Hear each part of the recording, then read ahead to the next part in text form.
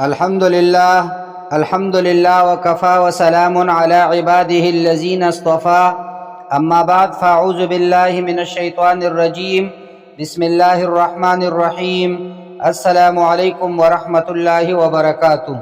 ہمارے آج کی موضوع ہے تبلیغ کا کام فرض عین ہے یا فرض کفایہ۔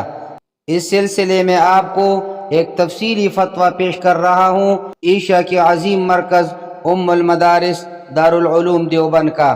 کسی نے جامعہ سے سوال کیا ہے کہ میں نے سنا ہے کہ مولانا الیاس رحمۃ اللہ علیہ سے کسی نے یہ پوچھا تھا کہ دعوت کا کام فرض ہے، سنت ہے، نفل ہے یا واجب ہے، تو انہوں نے جواب دیا تھا کہ اگر امت سے فرض چھوٹ رہا ہو تو فرض، واجب چھوٹ رہا ہو تو واجب، سنت چھوٹ رہی ہوں تو سنت ہے۔ آج ہمارا جو حال ہے، ہمیں معلوم ہے کہ امت کا ایک بڑا طبقہ ان ساری چیزوں کو چھوڑ بیٹھا ہے۔ یہ بات اگر مولانا الیاس صاحب نے بھی کہی تو امت کے اس حال کو دیکھتے ہوئے علماء دین کو اس کے واجب یا فرض ہونے کا فتویٰ دینا چاہیے، جبکہ آپ کے ایک فتوے میں ID 930 کے مطابق تبلیغ دین کا کام فرض علی الکفایہ ہے۔ جہاں جتنی ضرورت ہو اسی قدر اس کی اہمیت ہوگی، اور جس میں جیسی اہلیت ہوگی اس کے حق میں اسی قدر ذمہ داری ہوگی۔ قرآن کریم میں اس امت کی تعریف کی وجہ حج کرنے نہیں، روزے رکھنے پر نہیں، نماز پڑھنے پر نہیں، بلکہ امر بالمعروف اور نہی عن المنکر پر آئی۔ تم بہترین امت ہو، لوگوں کی نفع رسانی کے لیے نکالے گئے ہوں۔ یہاں پر فرض کفایہ سے کیا مراد ہے؟ اگر کام فرض کفایہ ہوگا دین امت میں کیسے پھیلے گا؟ نمبر 2، اگر گھر میں شوہر کے علاوہ کوئی اور محرم مرد بیوی بچوں کی دیکھ ریکھ کرنے والا اور ان کی باہری ضروریات پوری کرنے والا نہیں ہے، اور بیوی ذہنی مریضہ ہے، اور گھر میں جوان بیٹی بھی ہے، تو صورت مسئولہ میں شوہر کا بیوی بچوں کو یوں ہی چھوڑ کر تبلیغی جماعت میں نکلنا درست نہیں۔ اسے اپنے بستی میں رہ کر دین سیکھنے اور سکھانے کی محنت میں لگنا چاہیے۔ مروجہ تبلیغی جماعت کے ساتھ وابستگی فرض و واجب وغیرہ نہیں، نیز مقصود بالذات بھی نہیں۔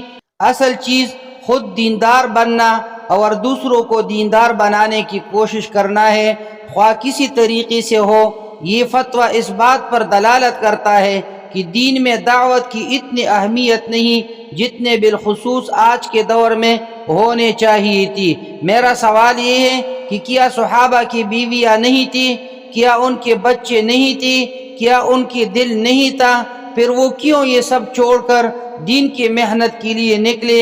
ان کی تو واپسی بھی نہیں ہوئی، جہاں گئی وہی قبر بن گئی۔ ہم نے اکابرین سے یہی سنا کہ ہمارے لیے صحابہ کرام رضوان اللہ علیہم اجمعین کی زندگی نمونہ ہے۔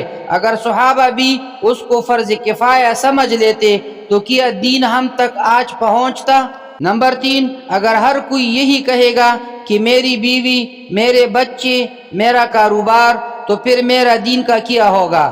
نمبر 4، اطیعوا اللہ و اطیعوا الرسول کی تفسیر یہی ہے کہ پہلے اللہ، پھر رسول، پھر کوئی اور۔ مجھے امید ہے کہ آپ میری اوپر کی سطروں کو گستاخی نہ سمجھتے ہوئے مجھے تسلی بخش جواب دیں گے اور اس کام کو فرض عین قرار دیں۔ اللہ آپ کو جزائے خیر عطا کرے اور قیامت تک دارالعلوم دیوبند کو دین کی خدمت کے لیے قبول کرے، اور آپ بزرگوں کا سایہ ہمیشہ ہمارے سر پر رہے، آمین۔ جواب: بسم اللہ الرحمن الرحیم۔ دعوت و تبلیغ کی اہمیت سے کون انکار کر سکتا ہے؟ آج کے دور میں بھی اس کی ضرورت مسلم ہے، اور ہر شخص کو اپنے دائرہ کار میں رہتے ہوئے یہ فریضہ انجام دینا چاہیے اور اسے فرض کفایہ سمجھ کر ترک نہیں کرنا چاہیے۔ فرض عین قرار دینے کے لیے دلیل قطعی کی ضرورت ہوتی ہے جو موجود نہیں۔ ہم نے سابقہ فتوے میں فرض کفایہ والی بات اپنی طرف سے نہیں لکھی ہے، بلکہ فتاوی محمودیہ سے نقل کی ہے۔ حضرت مفتی محمود حسن صاحب گنگوہی سے ایک استفتاء کیا گیا کہ تبلیغ دین اس زمانے میں واجب ہے یا کچھ اور، تو حضرت صاحب نے جواباً تحریر فرمایا کہ تبلیغ دین ہر زمانے میں فرض ہے، اس زمانے میں بھی فرض ہے، لیکن فرض علی الکفایہ ہے، جہاں جتنی ضرورت ہو اسی قدر اس کی اہمیت ہوگی، اور جس میں جیسی اہلیت ہو اس کے حق میں اسی قدر ذمہ داری ہوگی۔ امر بالمعروف اور نہی عن المنکر کی صراحت قرآن کریم میں ہے۔ سب سے بڑا معروف ایمان ہے اور سب سے بڑا منکر کفر ہے۔ ہر مومن اپنی اپنی حیثیت کے موافق مکلف ہے کہ خدا پاک کے نازل فرمائے ہوئی دین کو حضرت رسول مقبول صلی اللہ علیہ وسلم کی ہدایت کے موافق پہنچاتا رہے۔ فتاوی محمودیہ جلد نمبر 5 صفحہ نمبر 32 طبعہ میرٹھ۔ آپ نے حضرت مولانا الیاس رحمۃ اللہ علیہ کے متعلق جوابات نقل کی ہے، اس کا حوالہ کیا ہے، کہاں ایسا لکھا ہے۔ واللہ تعالی اعلم۔ دار الافتاء، دار العلوم دیوبند۔ سامعین کرام، امید ہے کہ ویڈیو دیکھنے سے بات پوری سمجھ میں آ گئی ہوگی۔ اگر ویڈیو اچھی لگی ہے تو ویڈیو کو لائک اور شیئر ضرور کرنا۔ جو چینل پر نیو ہے چینل کو بھی سبسکرائب کرے۔ جزاک اللہ خیرا، احسن الجزا فی الدنیا والآخرہ۔ السلام علیکم ورحمۃ اللہ وبرکاتہ۔